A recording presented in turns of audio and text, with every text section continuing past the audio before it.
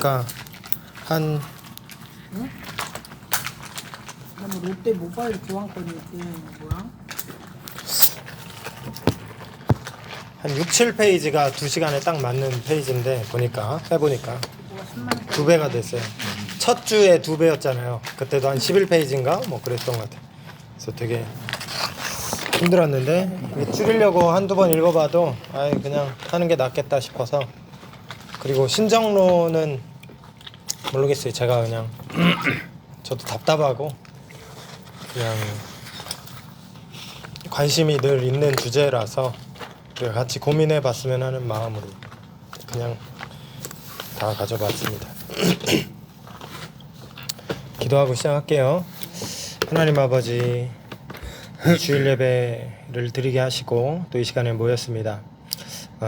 하나님을 기억하는 날로서 저희가 주일을 지키고 있습니다. 하나님은 온 세상의 주관자이시고 우리 인생의 주인이심을 다시 한번 떠올리게 하시고 이 시간을 통하여서도 다시 한번 마음에 새기며 예수 그리스도를 주인으로 모시고 살아가는데 다시 한번 우리가 믿고 있는 바를 점검하고 더 확실하게 붙들 수 있는 이 시간이 될 수 있도록 하나님 축복하시고 인도하여 주시옵소서. 예수님의 이름으로 기도합니다. 아멘. 커피를 좀 해봤어. 응? 커피를 좀. 커피 좋네요, 향. 너무 좋습니다. 4강 이제 하나님에 대해서 두 번째 시간입니다. 하나님의 뜻과 신정론. 지난번에 섭리에 대해서 얘기했죠. 섭리, 하나님의 특별한 부분들, 뭐 주권이라든지 이런 얘기들을 믿음에 대해서 이런 얘기들을 하지만 또 이어져서 섭리에 대해서 얘기를 할 수밖에 없고 그 이어져서 얘기하다 보면 하나님의 뜻과 신정론으로까지 이어지는 거예요. 왜냐하면 하나님은 주권자이신데 그러면 우리 인생에서 우리가 이해할 수 없게 느껴지는 많은 일들은 그러면 하나님이 하신 거란 말인가? 이런 질문이 자연스럽게 인생을 살면서 문득문득 들기 때문에 꼬리에 꼬리를 물듯이 신정론으로까지 신은 정의로우신가에 대한 부분까지 당연한 얘기 하는 게 아닙니다. 하나님 정의로우시죠. 근데 그런 얘기를 하는 게 아니라 그 반대로 보여지는 상황들을 우리가 만나잖아요. 그럴 때 이거를 알고 있는 바와 믿고 있는 바를 어떻게 일치시킬 것인가 이런 얘기를 하는 겁니다. 특히 코로나 왔을 때 이런 생각을 많이 했던 것 같아요. 네, 코로나가 굉장히 크게 왔는데 이게 왜 왔을까? 근데 좀 지나가 보니까 이거 하나님께서 이것도 이런 걸 통해서 이단을 드러나게 하시고 막 그런 생각이 또 그렇게 보는 입장이 있어요. 지금 좀 이따 나오는데 이레니우스가 이렇게 봤습니다. 그렇게 되면 이제 악에 대해서 악을 관용하는 측면이 대부분 악 자체는 악한 거잖아요.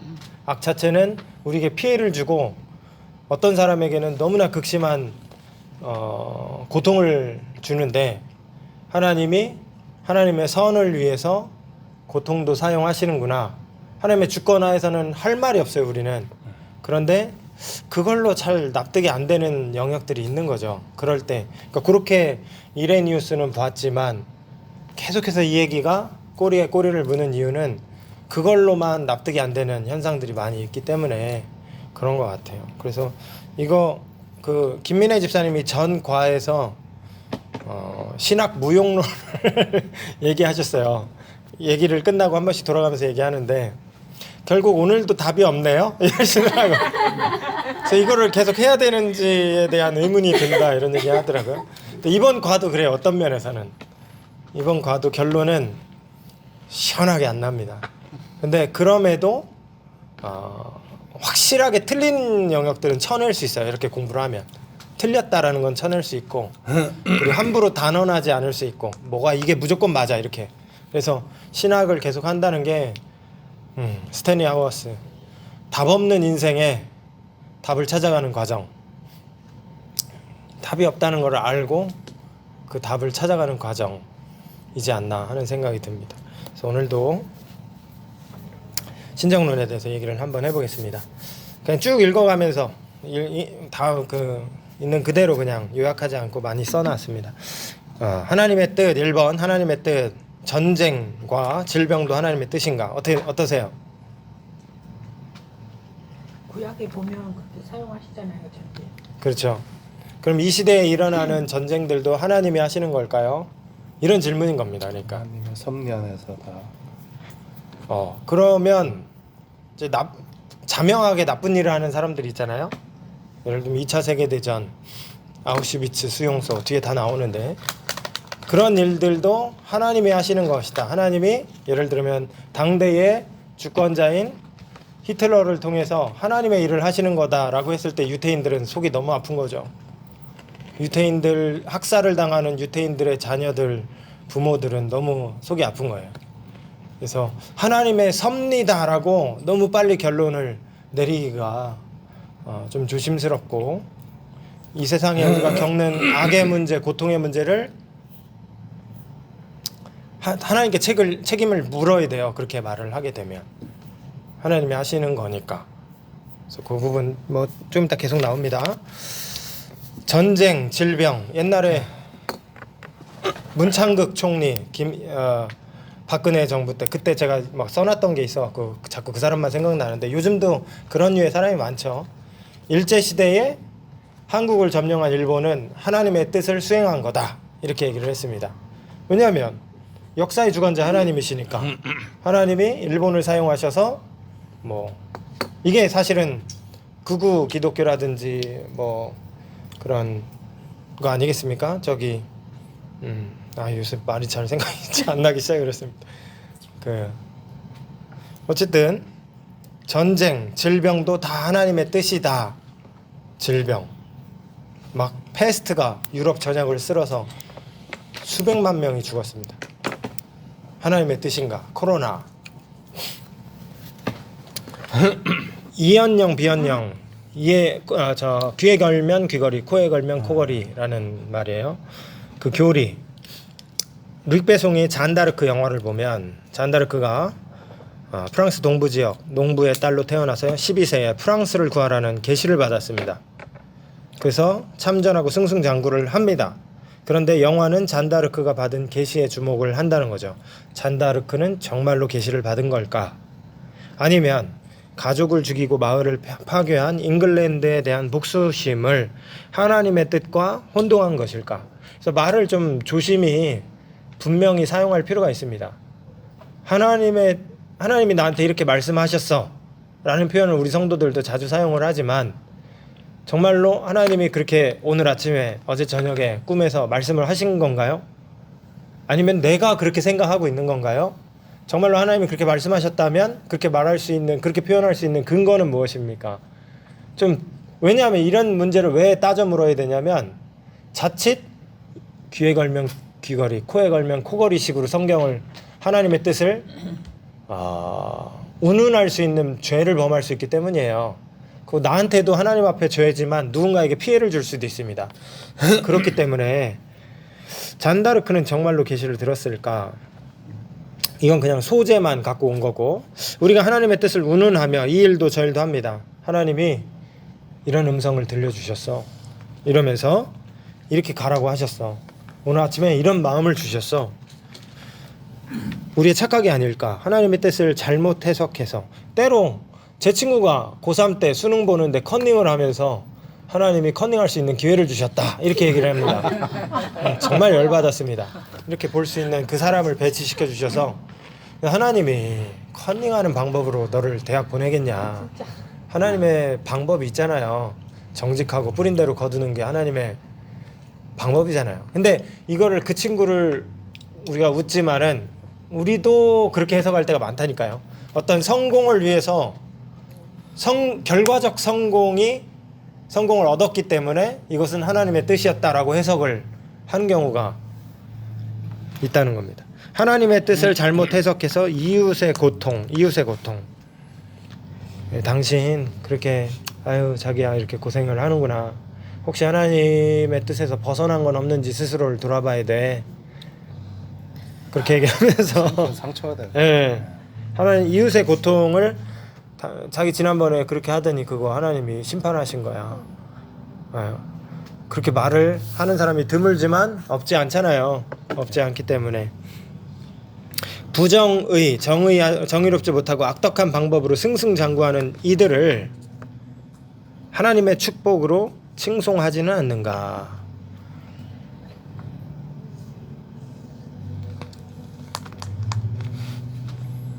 욥기에서도 욥기 친구들이 그냥 그렇게 막 옆에서 그렇죠. 결과적으로 욥이 고난을 당하고 있기 때문에 너가 죄 지은 게 분명하다. 그런 식으로 논리를 전개해 나가잖아요. 반대로 어느 집사님 아들이 뭐 미국으로 대학 가고 뭐 승승장구해서 좋은 기업을 가요. 하나님 기도 응답이고 축복이라고만은 얘기 표현을 하잖아요. 그럼 못 간 애들은 하나님 축복 못 받았네? 이렇게 생각할 거예요. 학부모, 고3 같은 고3 학부모는. 걔만 하나님께서 특별히 더 사랑하시네?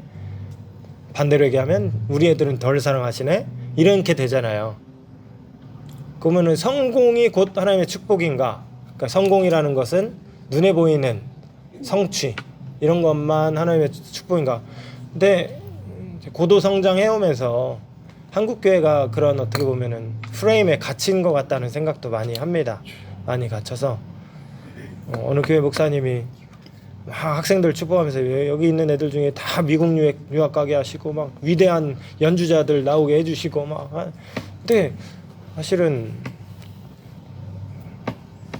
선을 행하며 고난받는 것이 하나님 뜻이니라. 바울 서신에 어디에 있는 말씀이잖아요. 바울은 성공 못했어요. 그렇게 따지면. 그죠? 바울은 가정도 버려야 했고 자기 민족도 버려야 했고 자기의 육신의 가시도 해결받지 못했으며 감옥에 갇혀서 나중에 참수형 당한 걸로 알고 있는데 성공적인 인생이 아니죠. 지금 그런 풍토에 따르면 그런 상황. 역사라는 모호한 틀 속에 살고 있는 마음이 있고 마음이 죄와 욕망으로 혼탁해진 우리로서는 하나님의 뜻을 분별하게 어렵다. 하나님의 뜻. 우리 주제가 지금 하나님의 뜻인데 하나님의 뜻에 관심이 많으시잖아요. 우리가 다 하나님의 뜻에 관심이 많습니다. 하나님의 뜻은 무엇일까요? 하나님 오늘 이 거래처랑 갈까요? 동시에 나한테 오퍼가 왔는데 저 고깃집을 가야 되겠습니까? 아니면 저 커피숍을 가서 사진을 찍어줘야 되겠습니까? 소고기입니까? 돼지고기입니까? 오늘은? 뭐 이런 하나님의 뜻을 우리가 많이 궁금해합니다. 그죠? 네, 재밌는 건 하나님의 뜻이라는 단어가 성경에 없습니다. 그보다는 기뻐함, 셰퍼트라는 단어, 셰퍼트. 하나님이 기뻐하신다. 그게 하나님의 뜻으로 한국말로 번역된 단어들 혹시 있다면 그런 거라는 거죠. 항상 기뻐하라. 하지 말고 범사에 감사하라. 하나님의 뜻이니라 그랬잖아요. 그런 부분에 하나님의 뜻이라는 우리가 이해하는 한국말 단어의 뜻은 여기서 말하는 뜻은 뭡니까? 계획, 뭔가 날 향한 특별한 뭔가 청사진 이런 걸 우리가 뜻이라고 생각하잖아요. 그래서 오늘 누구를 만나고 누구를 내 인생에 누구랑 결혼할 것이며 어떤 직업을 가질 것이며 뭐 이런 걸 우리가 하나님의 뜻이라고 이해하고 있는데 그런 거 없다는 거죠.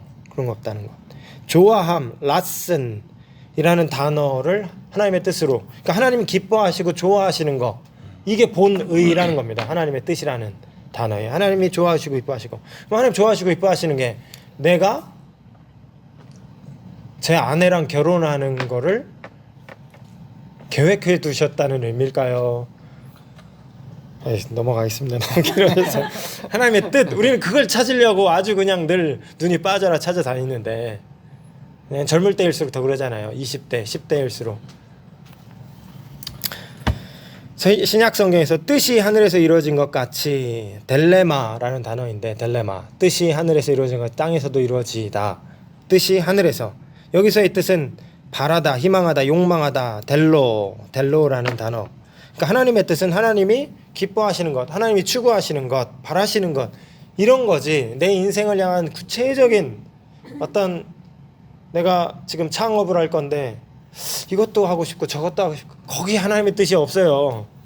뭐든지 해도 괜찮고 하나님 뭐 악한 거 아니면은 우리에게 자유로움이 있는 겁니다. 오히려 하나님의 뜻은 다른 거랑 관련이 있습니다. 항상 기뻐하고 쉬지 말고 기도하고 범사에 감사하고 그리스도인답게 살아가는 것, 그런 거랑 더 관련이 있다는 거죠. 그렇다면 자연재해, 전쟁, 테러, 식민 지배를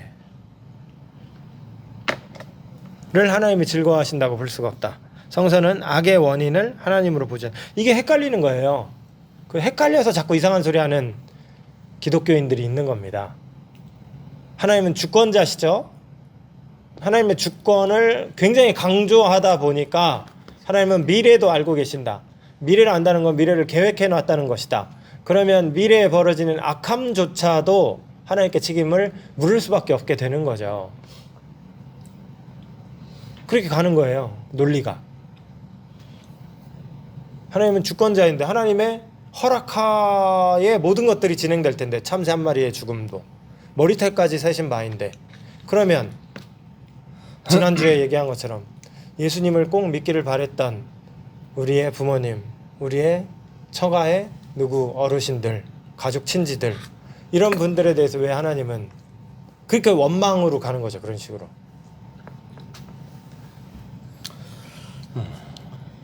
그러니까 그런데 이런 부분에 대해서 참 답이 어렵습니다. 일단은 서론에서는 결론을 내립니다. 즐거워한다고 볼 수가 없다. 그러면 여기에 대해서 책임을 어디에다 물어야 될까요? 한번 곰곰이 생각해 보시고, 성서는 악의 원인을 하나님으로 보지는 않아요. 근데 악이 있어요. 현실 세계에 악이 있지 않습니까? 악이 있습니다.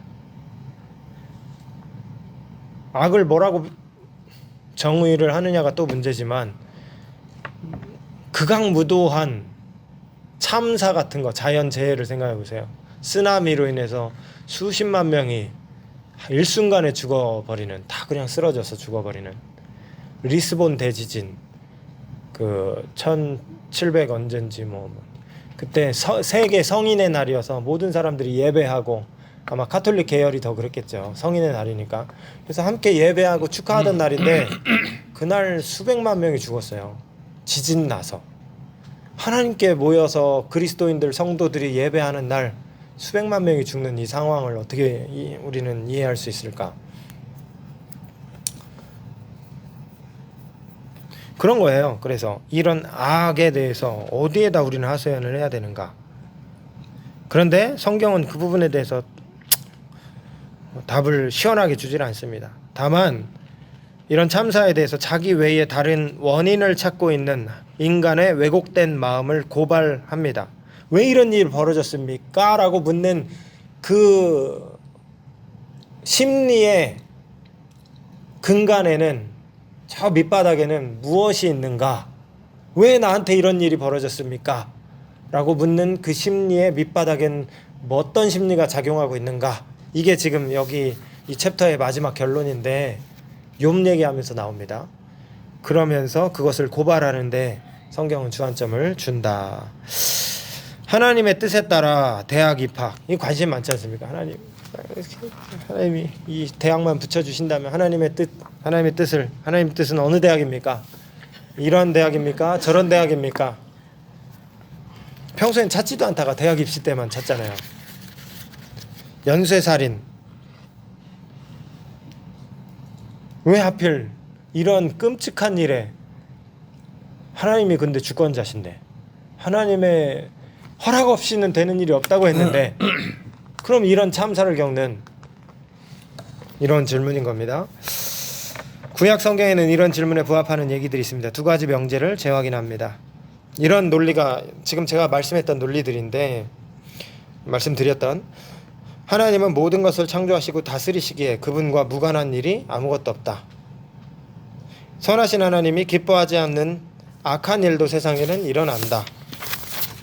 2000년 신학 역사에서 이 두 장을 매끄럽게 조화시킨 경우가 없어요. 다만 신학자들은 구체적인 상황 속에서 이 역설을 불완전하게나마 설명시키려고 최선을 다했습니다. 신학자 레슬리 웨더 헤드라는 분이 76년도까지 사셨던 분인데, 이분이 하나님의 뜻을 이렇게 비유적으로 성도들 알아듣기 쉬우라고 이렇게 설명을 합니다. 하늘자매님 한번 읽어주실래요? 네. 의도적 뜻. 신학교 교수는 학생들에게 성경 원전을 읽히고 싶었다. 원어로 된 성경. 예. 상황적 뜻. 한 학생은 게을러 공부를 안 한다. 그래서 교수는 그 학생을 위해 더 많은 과제를 냈다. 이것은 학생에게 큰 부담이고 악으로까지 느낄 수 있었지만 당면한 상황은 교수가 아니라 학생 자신이 만든 것이었다. 궁극적 뜻. 교수는 결국 학생의 고통과 불평에도 결국 학생의 실력을 키워 원전을 잃게 만들었다. 네. 이 사람이 이렇게 얘기했는데 어떻게 납득이 되세요? 신 집사님 뭐가 불편하세요? 빨리 말씀해 주셔야 우리가 같이 고민을 할 수 있습니다. 이게 결과적으로 어쨌든 그 학생의 실력을 키운 거잖아요. 네. 근데 안 키워질 수도 있는 걸 수도 있고 결국은 그 정말 이 학생의 상황인 것만인 거잖아요. 공부를 안 했을 수도 있는 안 하고 그냥 실력이 안 키워진 거는 그럼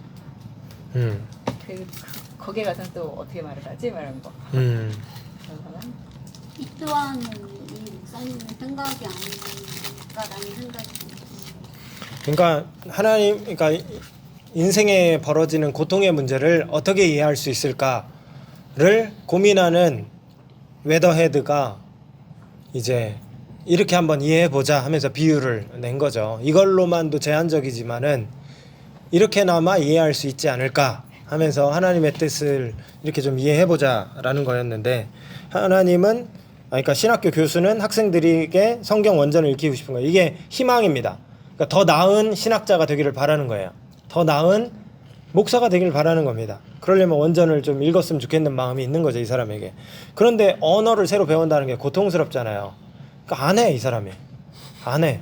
근데 안 하면 망하잖아요. 그러니까 더 할 수 있게 막 채찍질을 하는 거죠. 과제도 더 내고 막 위협도 하고.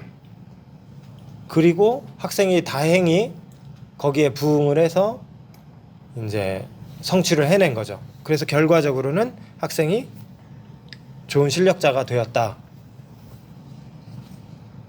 이렇게 설명을 하는 겁니다. 그러면 여기서 공부를 한다는 것이 부담이고 때로는 악으로까지 느껴질 수 있지만, 그거는 신학교 교수로 대변되고 있는 하나님이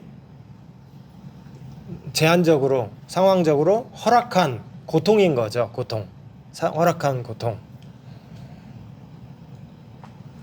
이렇게 이해하면 좀 어떻게 이해되십니까?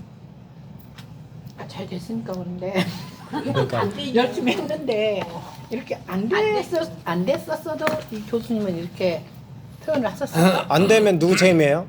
학생 책임이잖아요.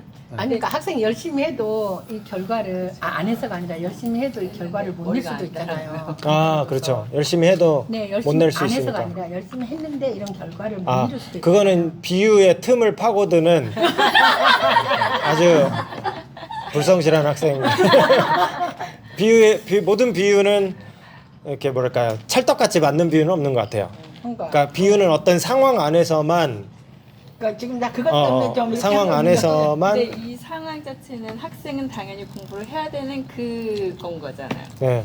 근데 우리의 그런 상황은 이렇게 우리가 세상을 살면서 만나는 악은 우리가 당연히 의무 상황 안에서 일어나는 악들이 아닌 거잖아요.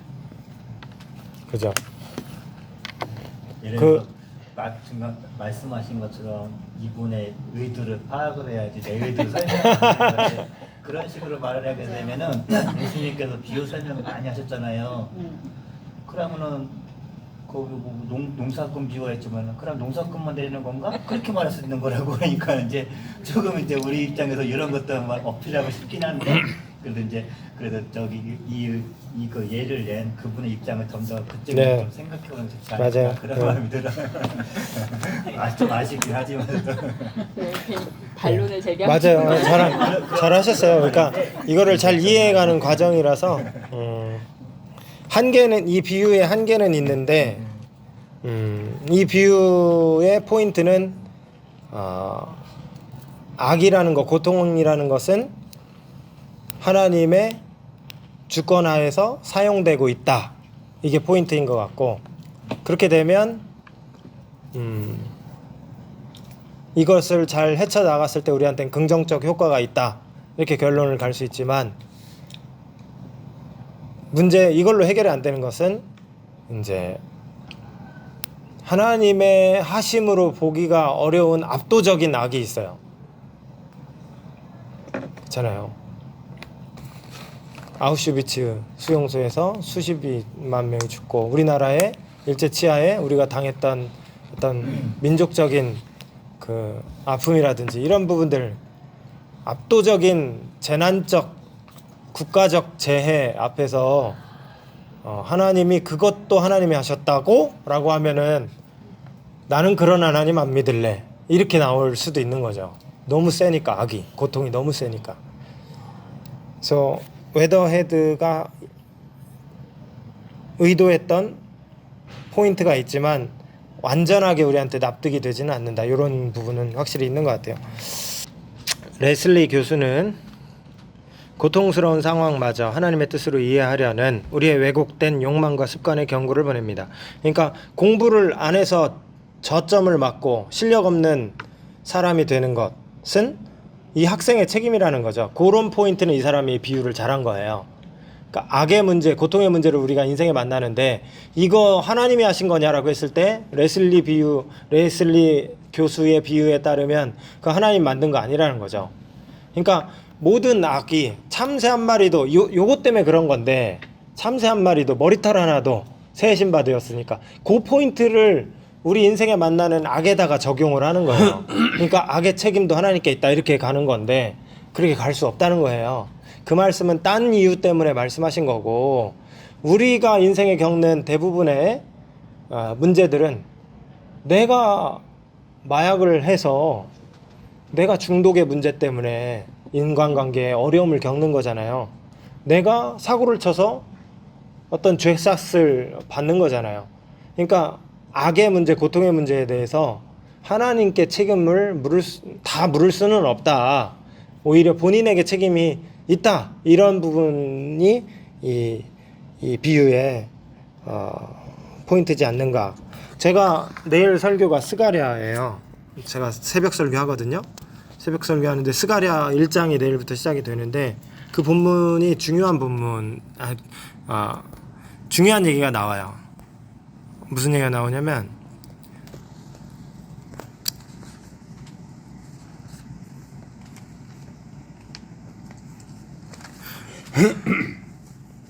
그 무슨 얘기냐면은 이스라엘이 범죄에서 멸망했습니다. 멸망한 상황에서 하나님이 그 멸망하는 과정 가운데 하나님이 일하셨잖아요. 이방 민족들을 사용해서 이스라엘을 쳐서 없앴단 말이에요. 여기에 많은 선지자들이 의구심을 가졌어요. 하박국, 왜 주께서는 의인이 고통당함을 두고 보시나이까? 자기네들이 의인이래. 자기네들이 잘못해서 고통받는 건데. 근데 쟤네들은 더 악하거든요. 뭐 요나라든지 뭐 이런 사람들이 다 하는 같은 얘기인데, 근데 하나님의 마음도 그랬다는 거예요. 뭐가 있었냐면 스가랴 1장에 이런 얘기가 진짜 중요한 얘기인데 뭐라고 나오냐면 나는 14절 1장 14, 15절인데 다른 번역으로 나중에 읽어보세요. 풀어서 얘기하면 나는 예루살렘과 시온을 몹시 사랑한다.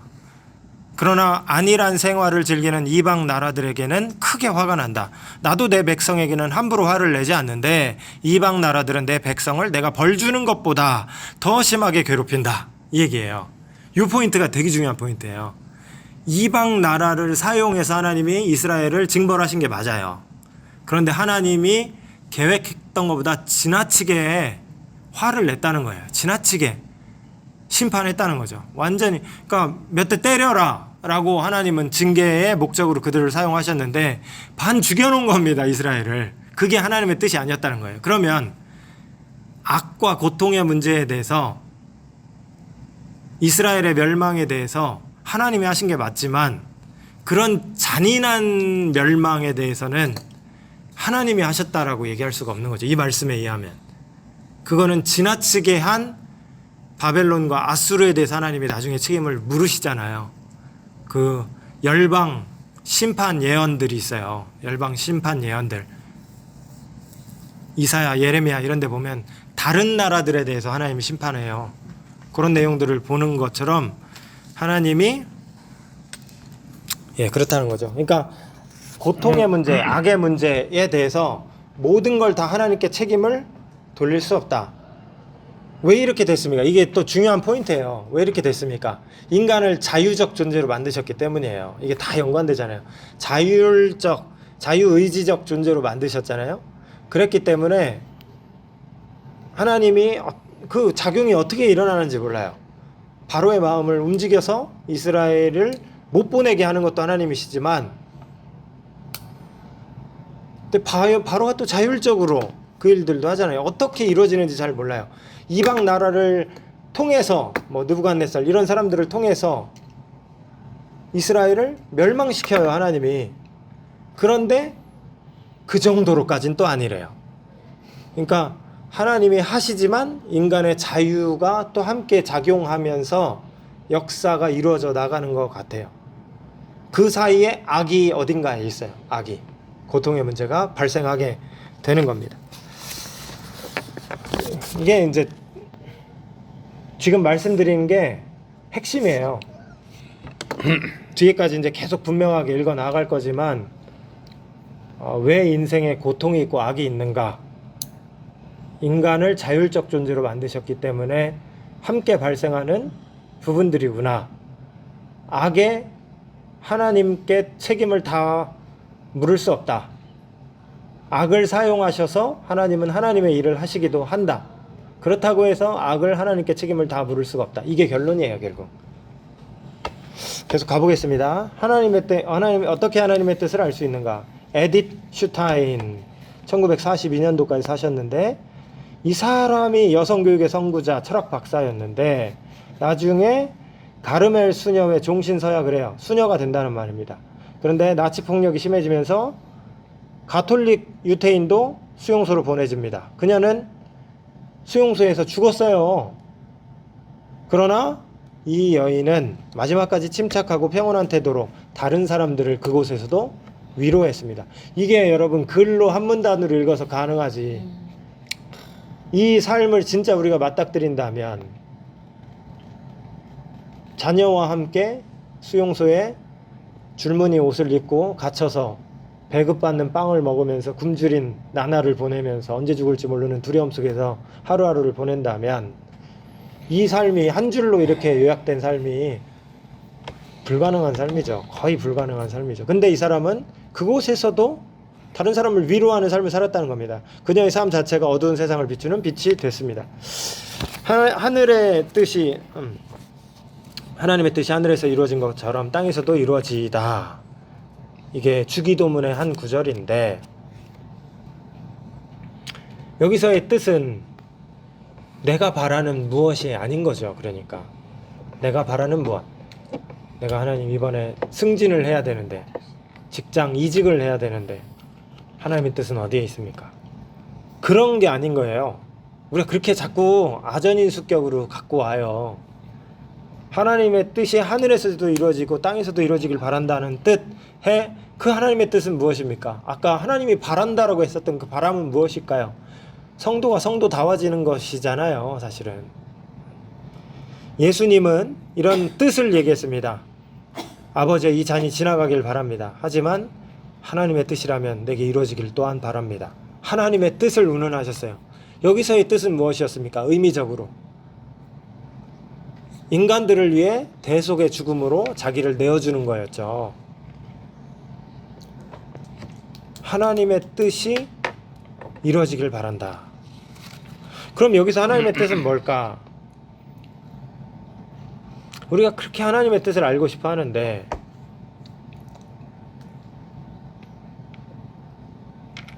하나님의 뜻은 이미 너무 자명해요. 그리스도인다운 삶이 하나님의 뜻입니다. 그러면 예수님이 땅에서도 이루어지길 바랍니다. 내 인생 가운데 아버지의 뜻이라면 이 잔을 받겠습니다. 라고 했을 때 이 뜻은 뜻 자체가 중요한 게 아니라 뜻은 이미 자명합니다. 그 뜻을 이루기 위해서 피와 땀을 흘리겠습니다. 피와 땀을 흘려서라도 그 일을 해내겠습니다. 라는 행동에 대한 부분이라는 거죠. 행동. 하나님의 뜻을 알기 위해서 우리는 그리스도를 응시해야 하고 그 뜻을 이루기 위해 그리스도를 모방하는 삶을 살아야 된다. 그런 의미에서 하나님의 뜻은 이론의 영역이 아니라 실천의 영역이다. 하나님의 뜻이 무엇일까 자꾸 고민하면서 뭘 알고 싶은 걸까요? 우리는 그 말들 속에서 내 인생을 좀 안전하게 가고 싶은 거예요. 안전하게 확보하고 가고 싶은 겁니다. 하나님의 뜻은 어디에 있습니까? 누구랑 결혼하고 어느 직종으로 가야 됩니까? 그냥 안전하게 좀 덜 노력해도 하나님의 보호하에 안전을 확보하고 살고 싶은 욕망이 그 저변에 있는 게 아닐까. 오히려 성경에서의 하나님의 뜻은 이미 자명하고 그 뜻을 성취해 나아가는 과정의 몸부림으로 하나님의 뜻을 언급할 때가 더 많다. 이런 얘기입니다. 우리의 뜻에 임하는 하나님의 뜻, 우리의 뜻에 임하는 하나님의 뜻. 하나님의 뜻을 언제 구합니까? 고통을 받을 때. 고통받을 때. 왜 내가 이런 질병을 걸려서 고난을 받아야 됩니까? 중대사를 앞둘 때. 하나님, 오늘 면접을 보는데 면접 3군데가 다 됐네요. 어느 직종으로 가야 됩니까? 뭐 이런 거. 중대사를 앞뒀을 때. 이럴 때 하나님의 뜻을 우리가 구하는데, 이렇게 구하는 데의 저변에는 그냥 인생을 아까 말한 것처럼 안전하게 확보해서 살고 싶은 욕망이 작용하고 있다는 거죠.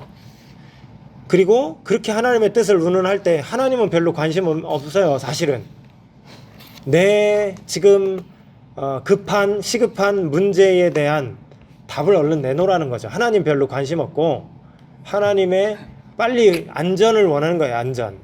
그래서 호기심의 대상으로 하나님을 변질시킬 위험이 있다. 사실 성서에는 특정 역사적 사건을 하나님의 뜻을 부르는 경우가 거의 없다.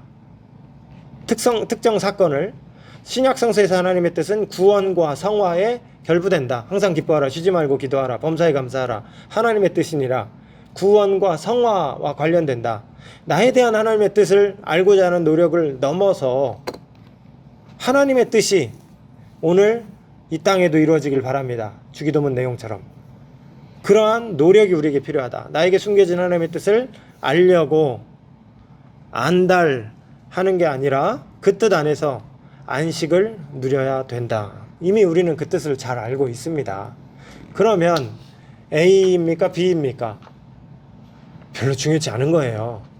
제 친구가 다른 강의에서도 말씀드렸지만 아주 세밀하게 섬세하게 예수님의 뜻을 따라 살고 싶었던 그 순수한 청년이었어요. 그래서 예를 들어서 우리가 막 논쟁을 했는데, 오늘 하나님이 소보루빵을 먹을지 파리바게트에 가서 단팥빵을 먹을지까지도 나는 하나님께 묻고 답을 얻는 삶을 살고 싶다. 어때요? 피곤해요. 피곤해요? 아주 순수한 그런 거는 그냥 한 걸음을 다 하나님께 답을 듣고 살고 싶다 라는 그런 얘기였는데, 하나님도 피곤하실 것 하나님이 같아요. 피곤하시고 하나님이 예를 들면 그런 거죠. 근데 지금 하는 맥락 속에서는 그런 게 사실은 다 자유로움이 있는 겁니다. 자유로움이 우리에게 선택의 문제로 많이 주신 거예요. 대원리들이 있어요. 어떻게 살아가야 되는지에 대해서. 성품에 대한 부분들이에요. 그 대원리라는 것은. 그런 것들을 충족시킨다면 그 안에 있는 것은 우리에게 다 자유로 주셨다. 자유로 주셨다. 소보루빵을 사든지 단팥빵을 사든지 오늘 오후 시간을 어떻게 보내든지 그건 우리에게 자율인 겁니다. 자율. 에덴 동산에 수많은 과실수가 있는데 하나님, 사과를 먹을까요? 배를 먹을까요? 답을 듣고 나는 먹고 싶어요. 그냥 먹어. 다 준 거잖아. 편안하게 먹어라. 제발 먹어라. 하나님 이러시지 않을까. 예. 그러면 조금 더 스케일을 키워서 우리의 이직이 하나님의 뜻과 관련이 있습니까? 없습니까? 파리바게트 단팥빵은 관련이 없는데 우리의 이직은 관련이 있습니까? 자기 선택이지. 그것도 자기 선택. 그 자기 선택인 거예요. 다만 하나님과 함께 갈 수는 있다니까요. 하나님, 나는 이게 되게 중요하고 무서워요. 내 마음을 지켜주시고 또 A 회사도 B 회사도 나를 오라고 하는데 참 감사한 일입니다. 그러면 하나님, 어떤 게 내가 지혜로운 선택을 할 수 있도록 선택의 과정에 하나님께서 도와주시기를 바랍니다. 이렇게는 갈 수 있다는 거죠. 이렇게 갈 수 있다는 거죠. 그러니까 자유가 우리에게 있지만 그 자유를 주님과 의논하면서 가는 태도 자체는 좋다. 좋은 긍정적인 태도다. 근데 자꾸 하나님의 뜻을 추적하려고 하는 그 심보 밑에는 오늘의 운세를 점치는 그 심보와 교통하는 부분이 있지 않느냐. 이런 거죠. 지금 1시 40분인데 잠깐 쉴까요? 3페이지인데 큰일 났네. 제가 쉽게 했습니다.